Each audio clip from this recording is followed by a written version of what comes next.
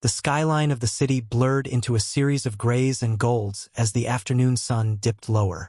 The windows of the high-rise offices reflected shards of light across the sidewalks, where people hurried, their lives neatly contained within briefcases and schedules.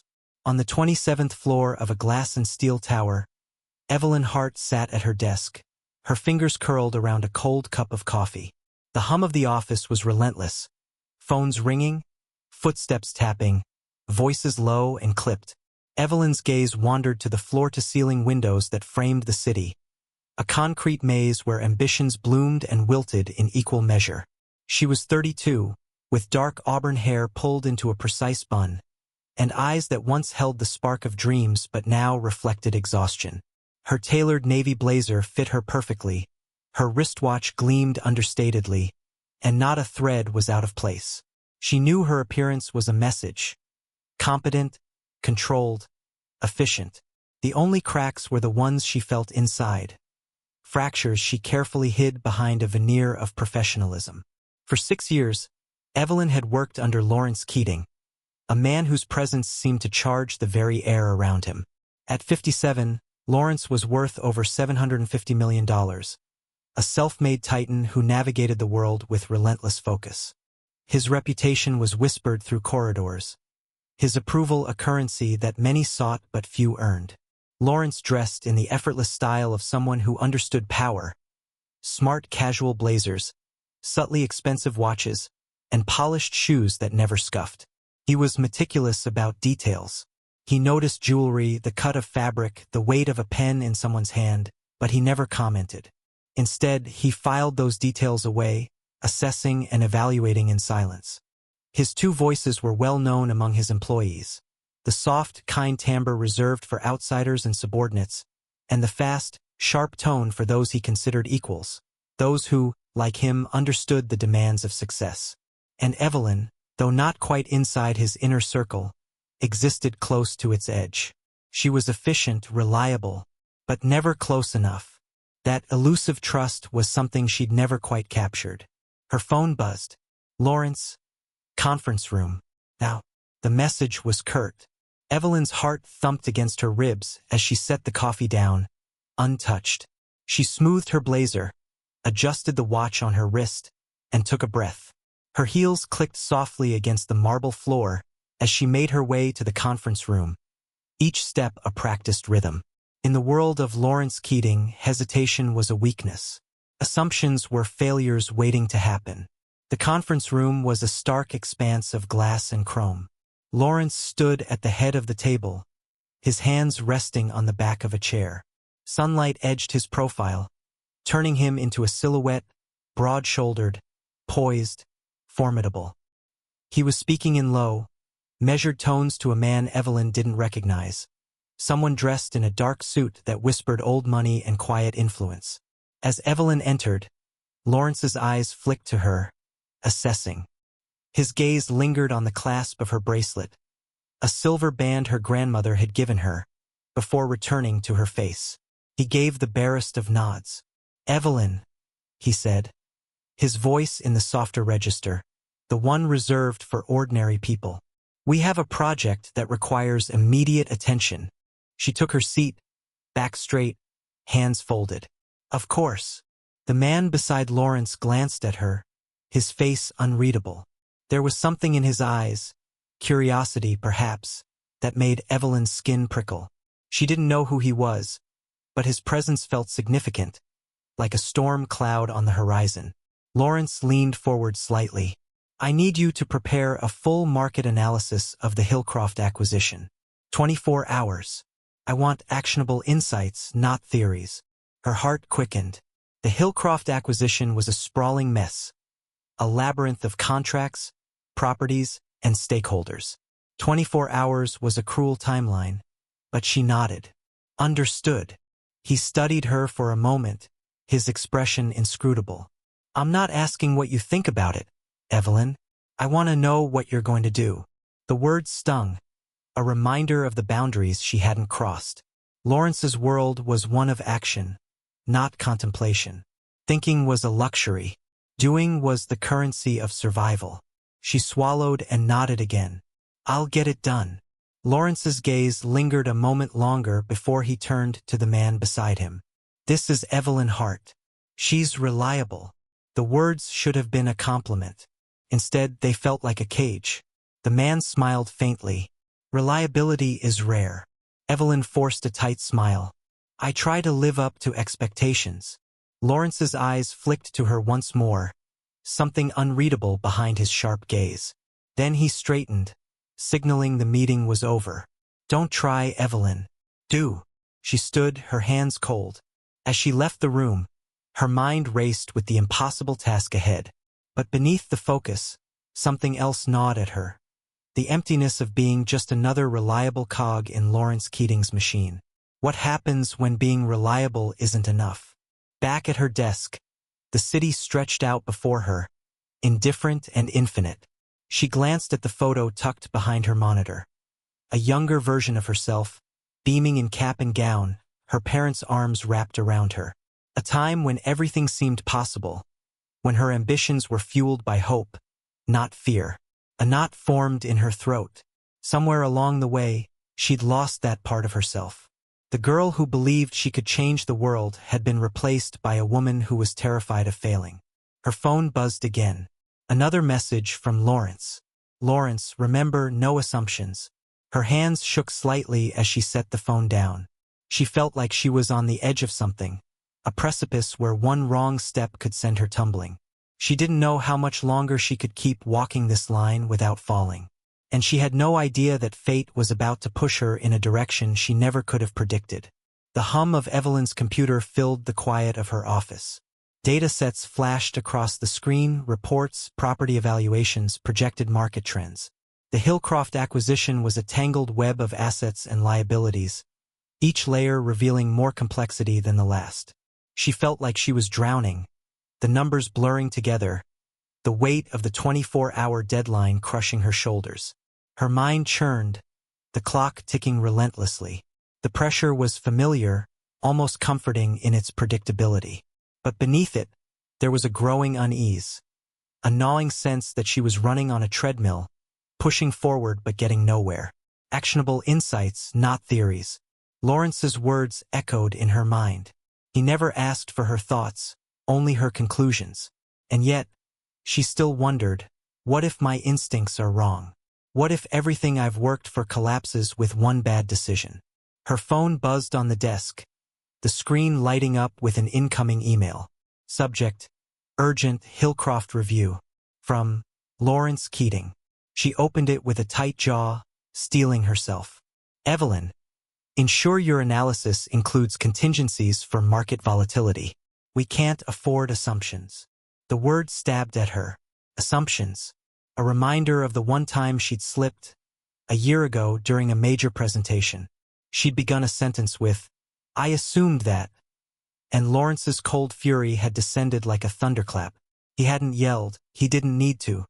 His clipped, biting tone had carved through her confidence like a scalpel. We don't assume, Evelyn. We know. Or we don't speak. She hadn't made the same mistake since. But the fear of slipping up again shadowed her every move, turning each decision into a minefield. A soft knock at the door startled her. Come in, she called, her voice strained. The door opened, and Diana Torres, her closest colleague, perhaps her only friend in the office, stepped inside. Diana, with her short dark hair and perceptive eyes, always seemed to sense when Evelyn was on the edge. You look like you haven't blinked in an hour, Diana said gently. Coffee break. Evelyn shook her head. I can't. The Hillcroft analysis is due in. She glanced at the clock. 12 hours. Diana leaned against the desk, her eyes softening. You've been at this for 6 years, Evie. When's the last time you did something for yourself? The question caught Evelyn off guard. Her mind groped for an answer, but found only emptiness. Maybe when I started this job? She replied, attempting a smile that didn't reach her eyes. Diana sighed. Don't let Lawrence turn you into a machine. You're more than just your output. Evelyn swallowed hard.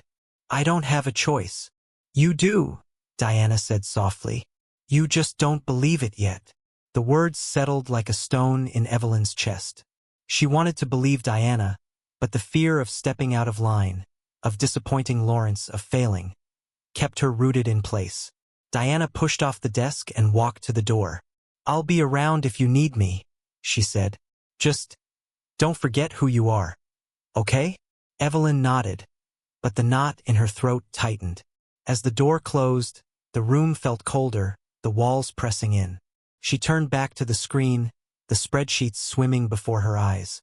The numbers, the demands, the expectations. They blurred together, forming a fractured reflection of the life she'd built. A life that felt like it belonged to someone else. Hours slipped away. The city outside transformed from twilight to night, the lights in the skyscrapers flickering like distant stars. The clock ticked past midnight, then 2 a.m., the digits glowing like an accusation. Her phone buzzed, jolting her from her focus. It was a text from Lawrence.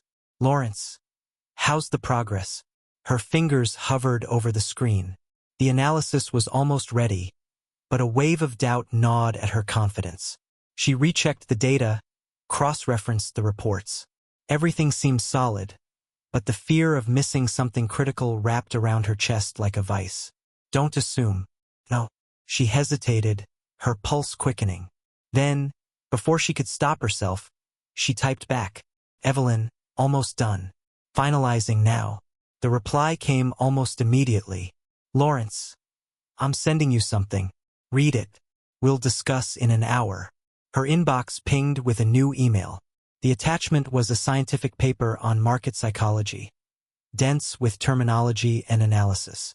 It was Lawrence's way, a relentless flood of information, a constant demand for action, for thought, for perfection.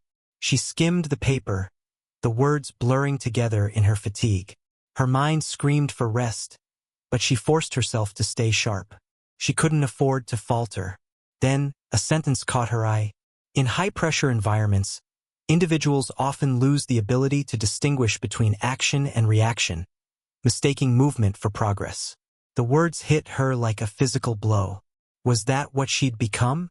Someone who mistook constant motion for real growth? A sharp knock at the door shattered her thoughts. Before she could respond, the door swung open, and Lawrence stepped inside. He moved with the quiet authority of a man who knew the world bent to his will. His eyes swept over her desk, her tired eyes, the half-finished coffee. "Show me what you've got," he said, his tone clipped. Evelyn's hands shook slightly as she handed him the printed report. He scanned it quickly, his eyes sharp and unrelenting. The silence stretched, heavy with tension. Finally, he looked up, his expression unreadable. "Is this what you're going with?" Her heart pounded. "Yes." He held her gaze for a long moment, then nodded. "Good." Relief washed over her, but it was short-lived. His eyes narrowed slightly. "You hesitated before you answered." She swallowed. "I wanted to be sure." "Being sure means you don't hesitate," he said, his voice hardening. "You either know or you don't." She nodded, shame burning in her chest. He turned to leave, but paused at the door. "Get some rest," he said, his voice softer now. "Tomorrow is another day." He walked out, leaving Evelyn alone with the fractured mirror of her thoughts. The exhaustion seeped into her bones, the lines between action and reaction blurring. Something inside her whispered that she was standing at a precipice, and she was terrified of what lay beyond the edge. The first rays of dawn crept through the glass windows, casting streaks of pale gold onto the polished floor. The city outside was waking up, a fresh start for some, but for Evelyn, the morning felt like a continuation of a night that had never ended. Her body ached from exhaustion, but her mind refused to rest.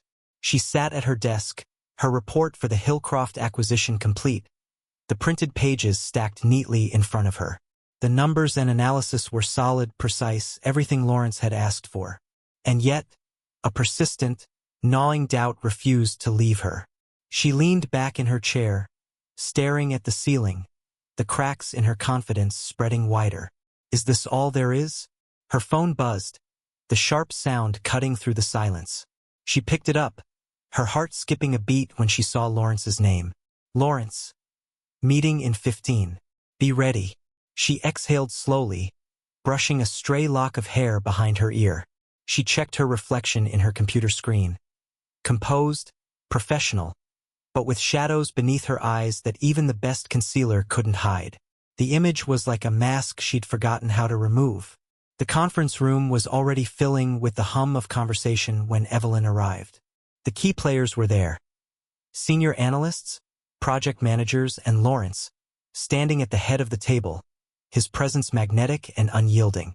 He wore his usual smart casual attire. A crisp white shirt, sleeves rolled up, the subtle gleam of a luxury watch peeking out. His gaze was sharp, missing nothing. Evelyn took her seat, placing the report in front of her. Her fingers tapped the edge of the table nervously. Lawrence's eyes swept the room before he spoke. Let's get started. She listened as the meeting unfolded, each person presenting their updates with a mix of confidence and apprehension. Lawrence's responses were measured, his tone alternating between the polite calm reserved for those outside his inner circle and the clipped, direct voice he used with his peers. He praised sparingly and criticized with surgical precision. Then it was Evelyn's turn. She cleared her throat, her voice steady. The Hillcroft acquisition analysis highlights key opportunities and risks. The market volatility is accounted for, and I've outlined contingencies for different scenarios. She paused, glancing at Lawrence. It's all in the report. Lawrence took the document, his eyes scanning it quickly. The silence stretched, each second a needle pressing into her skin. Finally, he looked up. It's solid work, Evelyn. A breath she hadn't realized she was holding escaped her lips. Relief washed over her, but it was tinged with something else. Something hollow. It's solid work, she repeated in her mind. But is that enough? Lawrence's phone buzzed, and he glanced at the screen, his jaw tightening. I need to take this. He stood and left the room without another word. The hum of conversation resumed around her, but Evelyn felt strangely detached, like she was watching the scene through a pane of glass. She stared at the empty seat where Lawrence had been, a quiet voice whispering in her mind. How long can you keep doing this? A voice interrupted her thoughts. Impressive work, Evelyn. She turned to see Jonathan Ward, a senior analyst who had joined the firm a year ago. His smile was genuine, but his eyes held a curiosity she couldn't quite decipher. Thanks, she said, forcing a smile. He leaned in slightly. But you don't seem happy. She blinked, startled by his observation. I'm just tired. Jonathan nodded, but his gaze didn't waver. We're all tired, Evelyn. But that's not the same as being fulfilled. His words struck a nerve. Her smile faltered. I don't know if fulfillment has a place here. Jonathan's expression softened. Maybe not, but it should. Before she could respond, Lawrence returned, his face a mask of controlled frustration. The atmosphere shifted immediately, the conversations dying down. Let's wrap this up, he said, his voice brisk. We have a lot to do. The meeting ended and people began filtering out. Evelyn gathered her things, her mind buzzing. Jonathan's words lingered, pressing on her like a weight. Fulfillment. It felt like a foreign concept in a world driven by deadlines and expectations. As she walked back to her desk, her phone buzzed again. Another message from Lawrence. Lawrence, come to my office. Her heart clenched. The summons was unexpected, and a wave of anxiety rolled through her.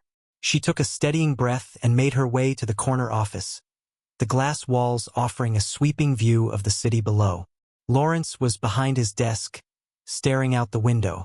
He didn't turn when she entered. Close the door, he said, his voice low. She did as he asked, the click of the door closing sounding unnaturally loud. He finally turned, his eyes pinning her in place. Sit. She sat, her hands clasped tightly in her lap.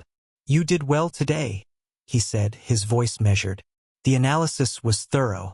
But I need to know something. She swallowed. What is it? He leaned forward, his gaze intense. Where do you see yourself going, Evelyn? The question caught her off guard. I'm not sure what you mean. He frowned, a flicker of disappointment in his eyes. I'm asking what your endgame is. Are you content to keep producing reports? Or do you want more? Her mind spun.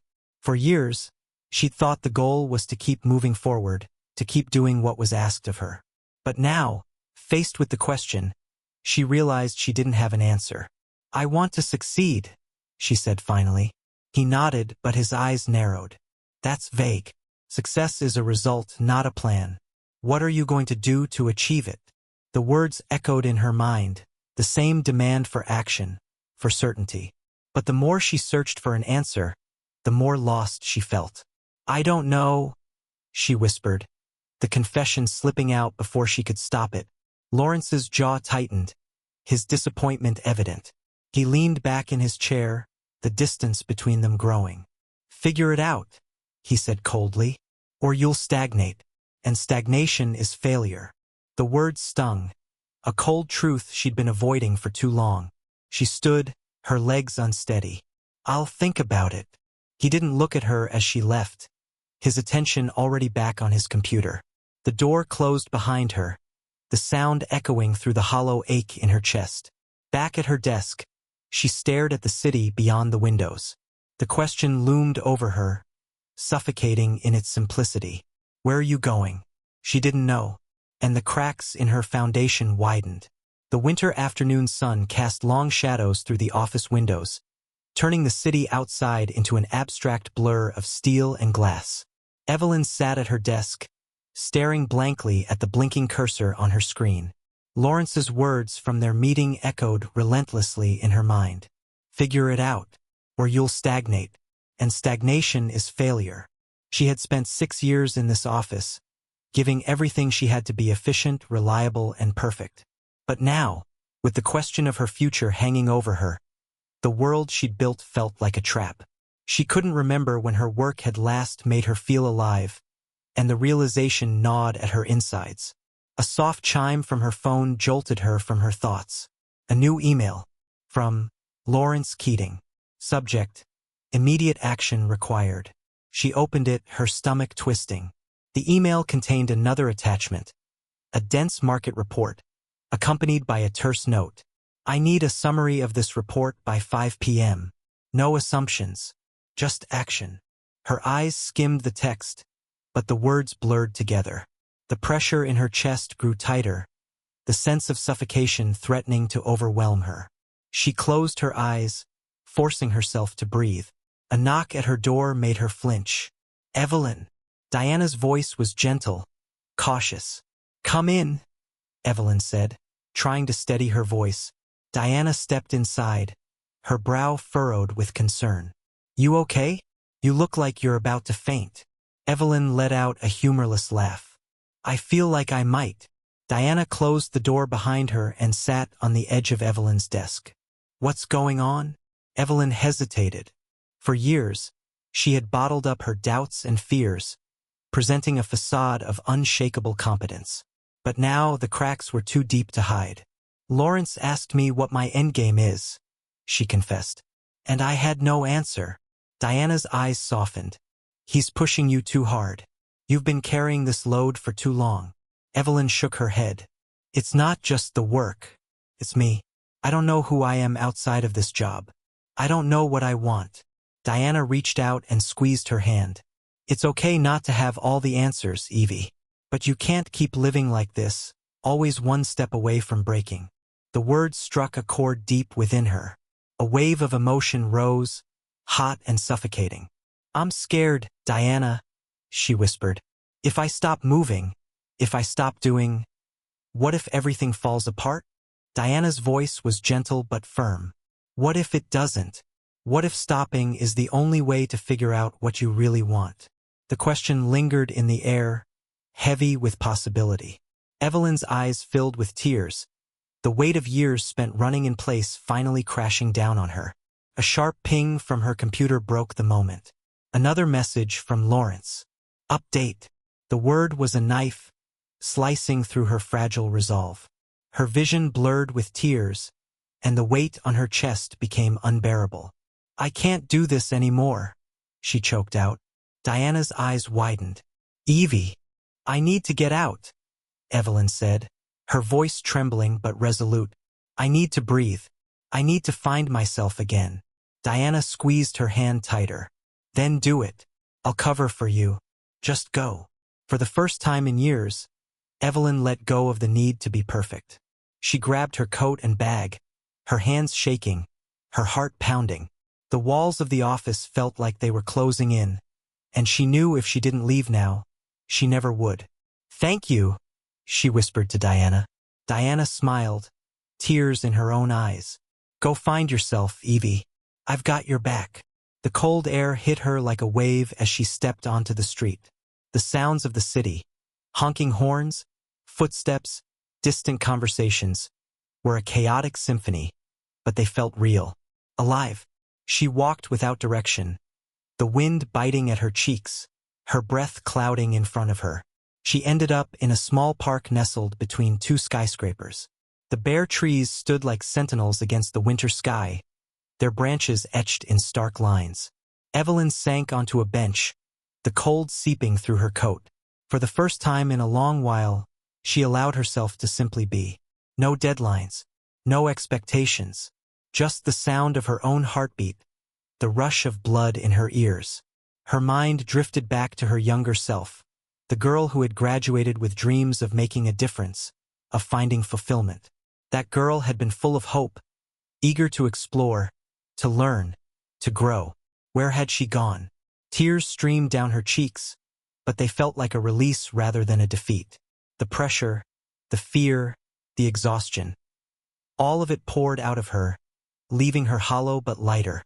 As she sat there, the cold air numbing her fingers, a thought began to take shape. Maybe it's not too late to start again. Maybe the life she wanted wasn't behind her, but ahead of her, waiting for her to take that first uncertain step. Her phone buzzed in her pocket, but she didn't look at it. For once, she didn't want to know what Lawrence needed, what the office demanded. This moment was hers. She closed her eyes, took a deep breath, and let it out slowly. The world hadn't fallen apart. She was still here, and for the first time in years, she felt a spark of something that had long been missing. Hope. The cold breeze brushed against Evelyn's face, clearing her mind with each breath. She sat on the bench in the tiny park, surrounded by the murmurs of the waking city. Traffic buzzed in the distance, the world moving on as if nothing had changed. But for her, everything felt different, fragile, but full of possibility. Her phone buzzed again. Reluctantly, she glanced at the screen. "Lawrence, where are you? We need to talk." The words were a stark reminder of the world she had just stepped away from. For years, Lawrence's messages had been orders she obeyed without hesitation. But now the weight of them felt different. They were no longer chains, just words on a screen. Her thumb hovered over the reply button. A part of her wanted to go back, to step into the familiar grind of expectations and relentless action. It would be easier than facing the unknown. But another part of her, the part that remembered who she used to be, knew that going back meant losing herself completely. She took a deep breath and typed a reply. "Evelyn, I need some time. I'll let you know when I'm ready to talk." She hit send before she could second-guess herself. The message felt like a tiny act of rebellion, a crack in the wall she'd built around herself. Her heart pounded, but there was also relief, the kind that came from finally telling the truth. She slipped the phone back into her pocket and looked up at the sky. The clouds were thinning, rays of sunlight peeking through, casting warm golden streaks on the cold pavement. It felt like a sign, a small one, but a sign nonetheless. Hours passed. Evelyn wandered the city, her thoughts unspooling with every step. She passed cafes filled with people chatting over coffee, bookstores with windows fogged from warmth, and street musicians playing songs that blended with the heartbeat of the city. For the first time in years, she noticed these small details. Life was happening all around her, and she had been too buried in reports and deadlines to see it. Her feet carried her to the riverfront. The water flowed steadily, reflecting the sky's shifting colors. She leaned on the railing, the icy metal biting into her palms, and let her thoughts drift. Her mind returned to the conversation with Lawrence. "Where do you see yourself going, Evelyn?" The question still echoed, but the fear attached to it was fading. For the first time, she allowed herself to imagine different answers, ones that didn't revolve around perfection, deadlines, or Lawrence's approval. She thought about the things that used to bring her joy: writing, connecting with people, creating something meaningful. She'd pushed all of that aside, convinced it wasn't productive enough, wasn't valuable enough. But maybe, just maybe, she'd been wrong. A quiet voice inside whispered, "What if fulfillment is worth more than success?" Her phone buzzed again. This time, it wasn't Lawrence. It was Diana. "Diana, hey, just checking in. You okay?" A smile tugged at Evelyn's lips. She typed a reply. "Evelyn, I think I'm going to be. Thanks for having my back. Diana, always. Take your time. We'll figure it out." She slipped the phone away, warmth spreading through her chest. The realization settled over her like a comforting blanket. She wasn't alone. She had people who cared, people who would support her even if she stumbled. For so long, she'd been afraid of stepping off the path she'd worked so hard to stay on. But maybe the path was the problem, not her. A thought sparked in her mind, cautious but insistent. What if I can create my own path? The sun was setting when Evelyn returned to her apartment. The familiar space felt different now, less like a cage and more like a sanctuary. She kicked off her shoes and sank onto the couch, the exhaustion of the day catching up to her. She closed her eyes and let herself rest, truly rest, for the first time in what felt like years. When she woke, the city lights were twinkling outside her window, and a sense of clarity settled over her. She picked up her phone and scrolled through her contacts until she found Lawrence's name. She hesitated, then typed a message. "Evelyn, I appreciate everything you've taught me, but I need to take a step back. I need to figure out what's next for me, and it may not be here." The message felt like a leap off a cliff, terrifying and exhilarating. She pressed send, her heart racing. Almost immediately, the phone buzzed with a reply. "Lawrence. Understood. If you need a reference or advice, I'm here." A wave of relief and gratitude washed over her. It wasn't an ending she'd feared. It was a beginning. In the days that followed, Evelyn allowed herself to slow down. She reconnected with old friends, took long walks, and dusted off her forgotten journals. She wrote, not for work, not for anyone else, but for herself. Each word felt like a step toward reclaiming the pieces of herself she had lost. The future was still uncertain, but it no longer felt like a threat. It felt like a blank canvas, waiting for her to paint it with her own colors, her own choices. And for the first time in a long while, Evelyn felt ready. As she stood by her window, watching the city lights dance, she whispered to herself, "I'm not lost. I'm finding my way." And that was enough. The end.